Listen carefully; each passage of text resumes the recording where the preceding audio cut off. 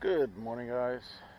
I haven't done a video, um, walking and talking for some time. It's been brutal up here in Jersey, uh, but I'm down here in Princeton, and it's the Princeton Cemetery. A few famous people in here. We're going to go visit. There's a gentleman behind me. I don't know if you can see that guy. That's Paul Tulane. Everybody knows Tulane University in Louisiana. We're going to go see Grover Cleveland, his wife, his daughter Ruth, which folklore says she's the one that's behind the name of the candy bar, Baby Ruth. We're going to go see the Menendez parents. You know, the two boys brutally murdered them like 25 years ago. Who else are we going to go see? Richard Stockton. If anybody's from New Jersey, you know Stockton College down in, what is that? It's not Absecon. Galloway? I guess Galloway-ish. I got a list. Reverend Samuel Davies. I'm not sure what he did, but probably important. Mr. Gallup, George Horace Gallup. Everybody knows the Gallup poll, right? This guy. So, let's go see Mr. Tulane. Let me spin this thing around.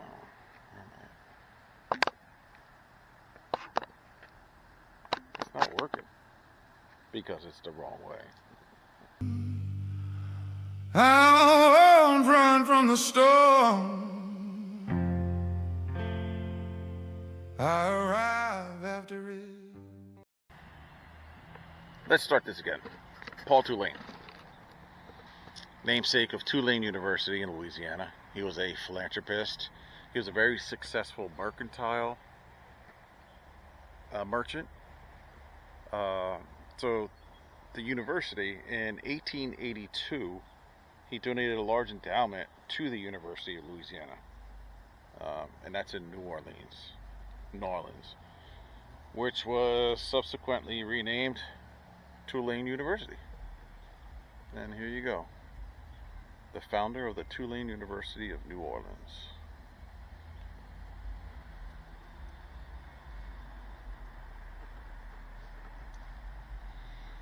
Erected by his nephews and nieces, Paul M. Tulane, Artemis J. Bates, Horatio B. Tulane, and Louisa Kidd.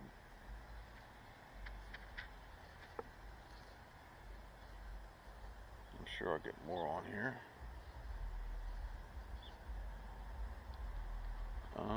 Honored. I can't read this, guys. If I do, I'll put it on a thing. So I decided to go home and do the voiceover here instead of listening to the construction and the traffic. So the next person we're going to visit is Grover Cleveland. He was born in Caldwell, New Jersey in 1837. And after his father, Richard Falley Cleveland, died, Cleveland left school and moved to Buffalo, New York, where he studied law and built his career from scratch. He was known for his honesty. Cleveland served as sheriff, then mayor of Buffalo, earning the nickname Veto Mayor for fighting corruption.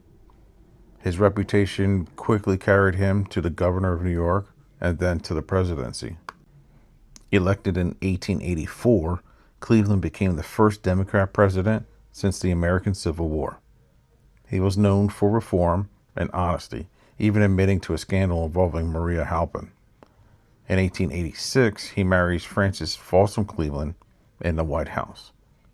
After losing to Benjamin Harrison, Cleveland returned to win again, becoming the only president to serve 2 non-consecutive terms. Of course, Trump hasn't finished his term yet, so he doesn't count. And here's Grover here. To the left is his daughter Ruth, and to the right is his wife.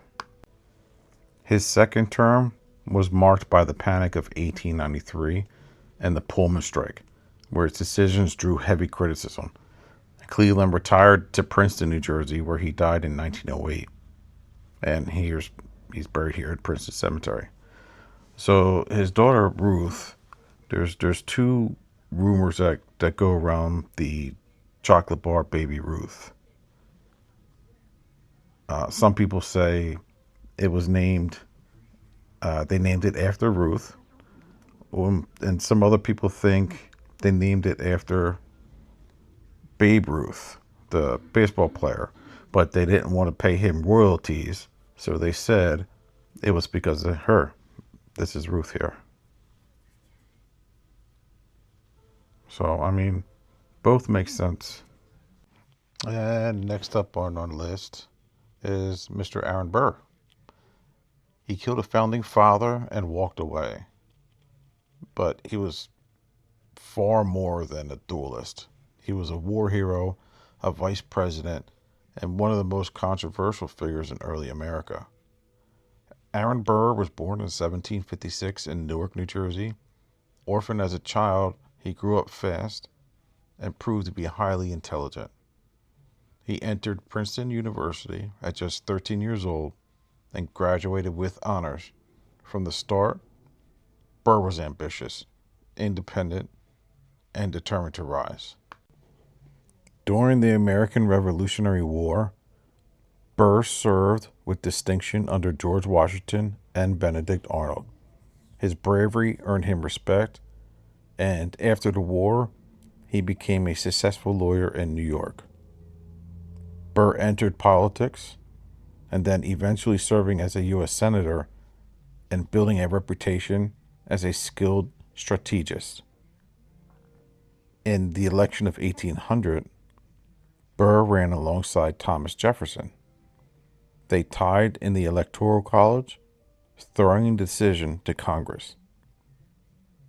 Thanks in part to the influence of Alexander Hamilton, Jefferson became president and Burr became vice president.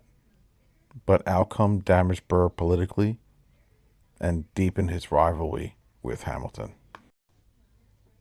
Years of tension exploded in 1804 when Burr challenged Hamilton to a duel in Weehawken, New Jersey. I believe dueling was illegal in New York at the time, so they had to come across the river and do the dueling there. And here he is, Mr. Aaron Burr. I don't know what I would have expected, but it was very nice. Now, at dawn of that duel, Burr fired the shot that mortally wounded Hamilton, and then Hamilton died the next day. And though Burr avoided conviction, he was charged in 2 states and became a political outcast almost overnight. And after leaving office, Burr became involved in a mysterious Western scheme, later called the Burr Conspiracy, which led to his arrest for treason. And he was tried under the Chief Justice John Marshall and ultimately acquitted.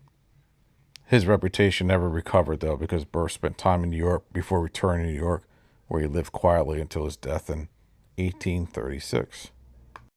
Now, we're just going to continue with this, and we're going to go see Richard Stockton. So I looked all over for this grave, and I couldn't find him.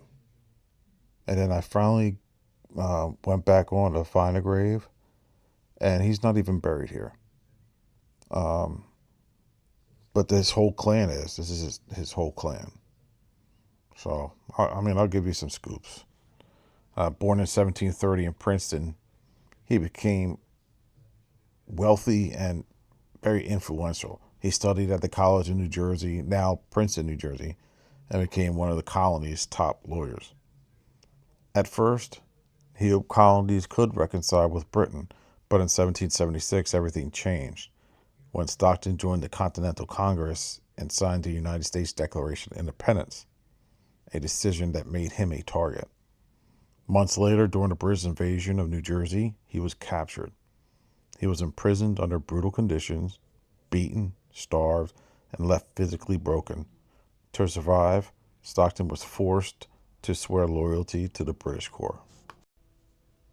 He was imprisoned, I don't know how long, um, but there's um, books out there that say that he came back just a completely different man. While he sat in captivity, his estate was destroyed and his fortune was wiped out. He returned home a shattered man, and in 1781, Richard Stockton died at just 50 years old. And right behind him is Samuel Davies. He was a pioneering Presbyterian minister who fought for religious freedom in colonial Virginia. He preached to both white congregations and enslaved African Americans, promoting literacy and faith. His sermons helped shape early ideas of liberty, and he later became president of Princeton University before dying at just age 37. And there seems to be a lot of Princeton presidents here. And bingo, look at that. I love these old stones. I wish I could read them. But this guy right in front of us is George Gallup. He was a pioneering statistician who transformed public opinion polling. And in 1935, he founded the Gallup organization and famously predicted Franklin D. Roosevelt's 1936 victory when others failed. His methods gave everyday people a voice and still shape how we measure opinion today. You got the Gallup polls. Who's next? Jose and Kitty Menendez. Jose and Kitty were a wealthy couple living in Beverly Hills in the 1980s. Jose Menendez was a Cuban-born entertainment executive. This is beautiful. You got to see it in person. It looks like a picture. Look at that. Devoted husband and wife and loving parents. But Jose was a Cuban-born entertainment executive who rose to prominence at companies like RCA Records, while Kitty Menendez was a former schoolteacher and homemaker. They were known for their affluent lifestyle and high expectations for their sons, Lyle and Eric. But on August 20th, 1989, both were shot and killed in their home, an event that would lead to one of America's most infamous true crime cases. Their sons unalived them. They said that the dad was abusive, and they wrote letters about it, but who knows? They're still in jail right now, so we will see. This was it. I hope you guys liked this video. I'm going to go to another cemetery in Princeton to go visit one other person, and I'll see you soon on the next one. Like and subscribe, guys. Thanks so much.